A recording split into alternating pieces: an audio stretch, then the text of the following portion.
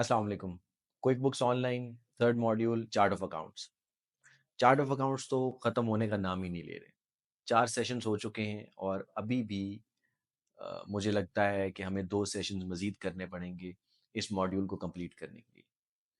क्योंकि chart of accounts एक बहुत कॉम्प्लेक्स एरिया है और इसको समझना इसलिए भी बहुत ज़रूरी है कि ये चार्ट ऑफ अकाउंट्स पूरे अकाउंटिंग सॉफ्टवेयर का इंफ्रास्ट्रक्चर डिफ़ाइन करते हैं। अगर इसके अंदर कोई मिस्टेक होती है तो पूरी आपकी रिपोर्टिंग लाइन डिस्टर्ब हो जाएगी।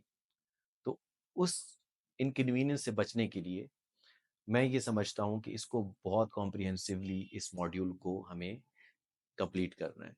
तो लास्ट सेशन में हमने एक कंपनी के चार्ट ऑफ अकाउंट्स को स्क्रैच से बनाया था और उसमें सारा प्रोसेस हमने स्टेप बाय स्टेप कवर किया। उसमें देखा हमने कि किस तरह हम इंफॉर्मेशन कलेक्ट करके अपने चार्ट ऑफ अकाउंट्स को हम डिज़ाइन कर सकते हैं। अब इससे नेक्स्ट स्टेप जो आइडियली होता है वो ये कि इन चार्ट ऑफ अकाउंट्स जो आपने एक्सेल के ऊपर डिज़ाइन किए हैं इनको क्विक बुक्स के अंदर ऐड किया जाए। अब उसको ऐड करने के दो तरीके हैं। एक तो है कि आप उसको इंपोर्ट कर लें। एक सीएसवी एक्सेल फाइल बनती है, उसको आप क्विक बुक्स में अपलोड कर लेते हैं और वो जितने भी चार्ट ऑफ अकाउंट्स आपने बनाए थे वो वन गो में क्विक बुक्स में आ जाते हैं। और उसके बाद जो दूसरा मेथड है वो है कि आप इन चार्ट ऑफ अकाउंट्स को मैनुअली ऐड करें। यानी कि आप एक्सेल शीट ओपन कर लेंगे और उसके साथ साथ क्विक बुक्स ऑनलाइन के ऊपर सेम अकाउंट्स को आप मैनुअली ऐड करते जाएंगे। अब ये दोनों स्कूल ऑफ थॉट्स हैं और इसके ऊपर मैं अपनी रिकमेंडेशन लास्ट में दूंगा कि कौन सा मेथड फॉलो करना चाहिए, कौन सा ज़्यादा इफेक्टिव है। लेकिन उससे पहले हमें थोड़ा सा मजीद चार्ट ऑफ अकाउंट्स के स्ट्रक्चर को समझना है। जिस तरह आपने पहले देखा कि चार्ट ऑफ अकाउंट्स में जो अकाउंट्स की कैटेगरीज हैं वो डिफरेंट टाइप्स के अंदर डिस्ट्रीब्यूट की गई हैं। कुछ कैश एंड कैश इक्विवेलेंट्स हैं, अकाउंट रिसीवेबल हैं, fix assets, non current assets, इस तरह की टाइप्स बनाकर उनको डिस्ट्रीब्यूट किया गया है। इसी तरह ये जितने भी अकाउंट्स टाइप्स हैं या अकाउंट्स हैं आपके, वो मजीद कैटेगराइजेशन मांगते हैं। अब इसी तरह ये जो अकाउंट्स हैं इनको दो तरह के अकाउंट्स में डिवाइड किया जाता है। कुछ अकाउंट्स डिफॉल्ट अकाउंट्स होते हैं चार्ट ऑफ अकाउंट्स में और कुछ अकाउंट्स स्पेशल अकाउंट्स होते हैं। अब डिफॉल्ट अकाउंट्स कौन से हैं? जैसे आप कोई बुक सेटअप करते हैं और उसमें आप अपनी इंडस्ट्री सेलेक्ट करते हैं, तो इंडस्ट्री के अकॉर्डिंगली क्विक बुक्स कुछ डिफॉल्ट अकाउंट्स आपको सेटअप करके दे देता है। यानी कि आपके चार्ट ऑफ अकाउंट्स में वो अकाउंट्स खुद ब खुद ऐड कर देगा। तो ये बेसिकली कुछ डिफॉल्ट अकाउंट्स होते हैं। स्पेशल अकाउंट्स कौन से होते हैं? स्पेशल अकाउंट्स वो अकाउंट्स होते हैं जो एक कोई खास फीचर या फंक्शन टर्न ऑन करने के बाद आपको अवेलेबल होते हैं। जैसे कि सेल टैक्स। अब sale tax by default enabled नहीं होता, वो ऑफ होता है फीचर। आप उसको इनेबल करते हैं सेटिंग्स में जाके। जैसे ही आप इसको इनेबल करेंगे तो सेल टैक्स से रिलेटेड अकाउंट आपके चार्ट ऑफ अकाउंट्स में शो होने लग जाएगा। यानी कि कोई आपने खास फंक्शन इनेबल किया है, कोई खास फीचर इनेबल किया है, उसकी वजह से आपको चार्ट ऑफ अकाउंट्स में उससे रिलेटेड एक अकाउंट आपको शो होने लग गया है। तो अब हमारे पास दो किस्म के अकाउंट्स चार्ट ऑफ अकाउंट्स में आपको मिलेंगे। एक डिफॉल्ट अकाउंट्स और एक स्पेशल अकाउंट्स। अब इन अकाउंट्स के साथ आप क्या कर सकते हैं? देखिए, आपने क्विक बुक सेटअप किया, आपको डिफ़ॉल्ट अकाउंट्स मिल गए, लेकिन आपने एक अपना चार्ट ऑफ अकाउंट्स कस्टमाइज़ किया हुआ है, उसको आपने क्विक बुक्स के अंदर एंटर करना है। तो उसके लिए फिर डिफ़ॉल्ट अकाउंट्स का क्या करें? और अगर स्पेशल अकाउंट इनेबल हो जाते हैं, स्पेशल अकाउंट्स आपके चार्ट ऑफ अकाउंट्स में शो होते हैं, तो उनको क्या किया जा सकता है? क्या इन अकाउंट्स को डीएक्टिवेट किया जा सकता है? या इन अकाउंट्स को डिलीट किया जा सकता है? या इन अकाउंट्स को रीनेम किया जा सकता है? क्योंकि आपने तो अपने चार्ट ऑफ अकाउंट्स को इंपोर्ट करना है, आपने अपने चार्ट ऑफ अकाउंट्स को इसमें ऐड करना है। तो जब आप अपने चार्ट ऑफ अकाउंट्स ऐड करेंगे तो जो बाय डिफॉल्ट अकाउंट्स पहले से मौजूद हैं उसमें क्या होगा? तो उनके साथ हम फंक्शन क्या कर सकते हैं? क्योंकि चार्ट ऑफ अकाउंट्स के अंदर कोई ऐसे अकाउंट्स नहीं होने चाहिए जो आपके किसी काम के नहीं है, जो यूज में नहीं आ रहे। उनको क्या किया जा सकता है?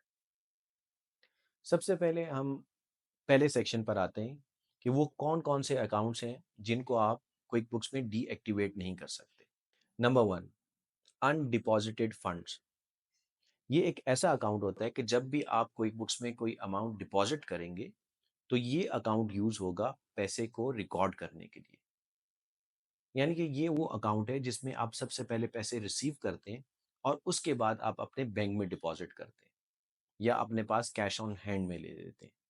तो ये बाय डिफ़ॉल्ट एक ऐसा अकाउंट है जिसको आप डीएक्टिवेट नहीं कर सकते। Second account, opening balance equity. अब ये अकाउंट किस लिए यूज़ होता है? ये अकाउंट बेसिकली एडजस्टमेंट्स के लिए यूज़ होता है। यानी कि जब भी कोई आप ओपनिंग बैलेंस एंटर करेंगे, किसी भी वेंडर का, कस्टमर का, इन्वेंटरी का, किसी भी अकाउंट का ओपनिंग बैलेंस जब आप एंटर करेंगे, तो उसका जो सेकंड इफेक्ट है, वो इस अकाउंट में जाएगा, ओपनिंग बैलेंस इक्विटी में उसको रिकॉर्ड करेगा। जैसे कि आपने इन्वेंटरी को अगर रिकॉर्ड करना है, तो डेबिट आप इन्वेंटरी कर लेंगे, ओपनिंग बैलेंस है, तो क्रेडिट किसको होगा? क्रेडिट ओपनिंग बैलेंस इक्विटी को किया जाएगा। तो इसलिए ये अकाउंट भी डीएक्टिवेट नहीं हो सकता क्योंकि एक डिफ़ॉल्ट फंक्शन को ऑपरेट कर रहा है।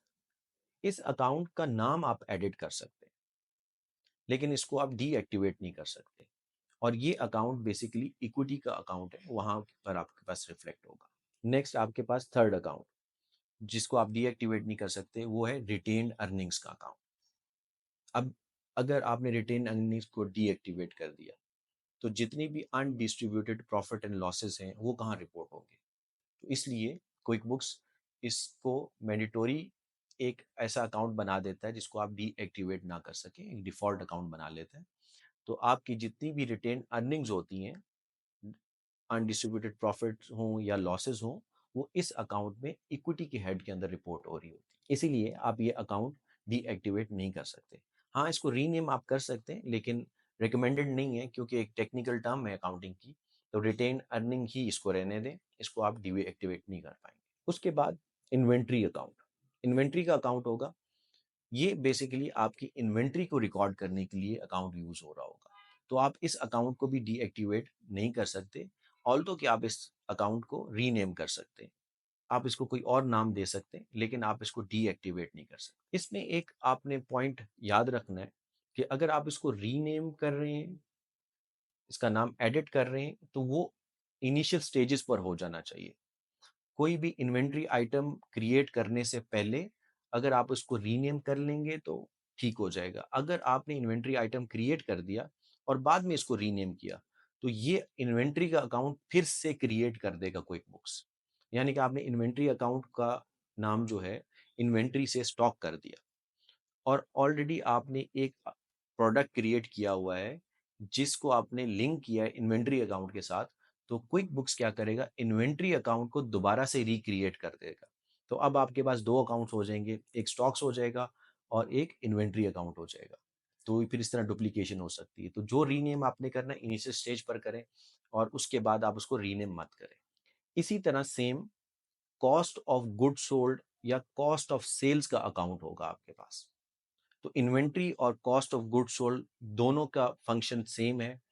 आप इनको डीएक्टिवेट नहीं कर सकते, रीनेम कर सकते हैं, लेकिन रीनेम तब होना चाहिए जब आप प्रोडक्ट या सर्विस क्रिएट नहीं कर चुके हो। सर्विस और प्रोडक्ट क्रिएट करने के बाद आप इनका नाम रीनेम मत करें। उसकी वजह ये है कि आपको क्विक बुक्स ये दोबारा रिक्रिएट करके चार्ट ऑफ अकाउंट्स में ऐड कर देगा। और इसी तरह एक और अकाउंट है सेल्स ऑफ प्रोडक्ट इनकम। ये भी आपको इन्हीं इन्वेंट्री और कॉस्ट ऑफ गुड्स सोल्ड की तरह अकाउंट परफॉर्म करता नजर आएगा। यानी कि आप इसको डीएक्टिवेट नहीं कर सकेंगे और इसको रीनेम भी आपने प्रोडक्ट और सर्विस को क्रिएट करने से पहले करना है। सो ये 3 बेसिक अकाउंट्स होते हैं जो किसी भी इन्वेंट्री को या सर्विस को, आइटम को लिंक करने के लिए यूज होते हैं।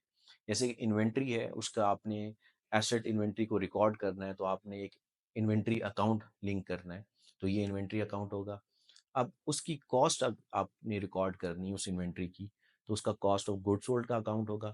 और थर्ड, उसकी जब आपने इनकम रिकॉर्ड करनी है, तो उसके लिए सेल्स ऑफ प्रोडक्ट इनकम का अकाउंट यूज होगा। अब सेल्स ऑफ प्रोडक्ट इनकम का अक्सर लोग नाम चेंज कर देते हैं, लेकिन मैं फिर आपको याद करवाऊंगा कि आपने उसको इनिशियल स्टेज पर, जैसे ही आप चार्ट ऑफ अकाउंट्स क्रिएट करें, उसी वक्त उसको चेंज कर लें, जो भी आपने नाम रखना है उसका। नेक्स्ट उसके बाद quick books bank reconciliation perform करता है।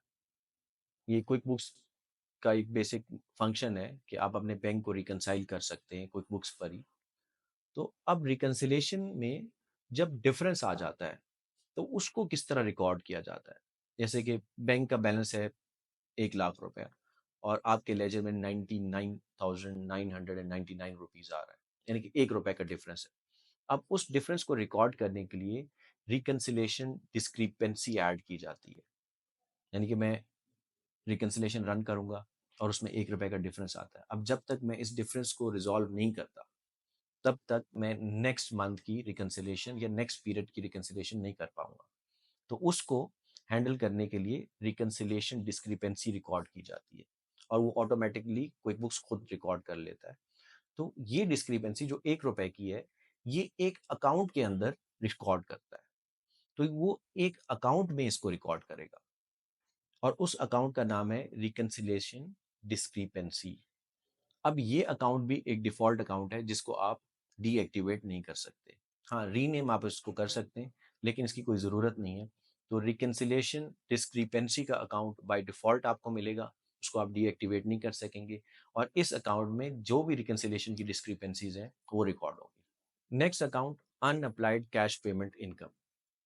ये वो अकाउंट है जिसके अंदर आप अपने कस्टमर से एडवांसेस जो रिसीव करते हैं वो रिकॉर्ड किए जाते हैं। यानी कि कस्टमर से आपने एडवांस ले लिया और अभी तक आपने उनको इनवॉइस नहीं किया, तो ये जो अमाउंट आपने रिसीव की है ये किस अकाउंट में रिकॉर्ड होगी? ये अनअप्लाइड कैश पेमेंट्स इनकम में रिकॉर्ड होगी। तो इस अकाउंट को भी आप डीएक्टिवेट नहीं कर सकते। उसके बाद इंपॉर्टेंट अकाउंट्स में से जो लास्ट अकाउंट बनता है वो सेल टैक्स पेबल का अकाउंट है।